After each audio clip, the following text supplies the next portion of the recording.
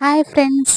మనం ఇంట్లో పూరీలు చేసుకుంటాం కదా! బయట చేసే పూరీల్లాగే చాలా సాఫ్ట్‌గా, మెత్తగా ఉండాలంటే ఇలా ట్రై చేయండి.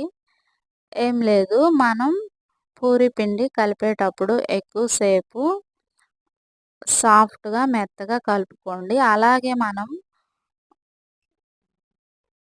పూరీ చేస్తాం కదా!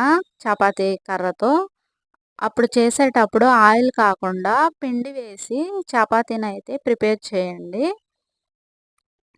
ఆయిల్‌తో ఆయిల్ వేసి చపాతీ ప్రిపేర్ చేసామనుకో, పూరి అనేది మెత్తగా రాదు. చపాతీలో అయినా సరే, పూరి అయినా సరే పిండితో రోల్ చేసుకోవాలి.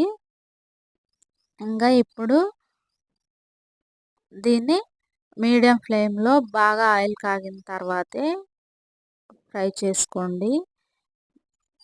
పూరీలైతే చాలా బాగా పొంగాయి ఫ్రెండ్స్. పూరి దాంట్లో వేసినప్పుడు ఆయిల్‌లో గరిటెతో ఇలా తిప్పుతూ ఉండండి.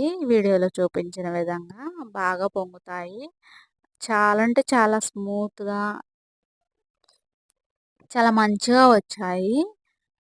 అలాగే ఇదైతే నేను బయట కొన్న పిండి కాదు, ఇంట్లో పట్టించుకున్న పిండే. గోధుమలు తెచ్చుకొని మంచిగా వాటిలో పుల్లలు ఏమైనా ఉంటే తీసేసి ఎండలో మంచిగా ఎండపెట్టుకొని మిక్సీ సారీ మరాడించుకుంటే చూడండి పూరీలైతే ఎంత బాగా పొంగాయో, చాలా మెత్తగా ఉన్నాయి.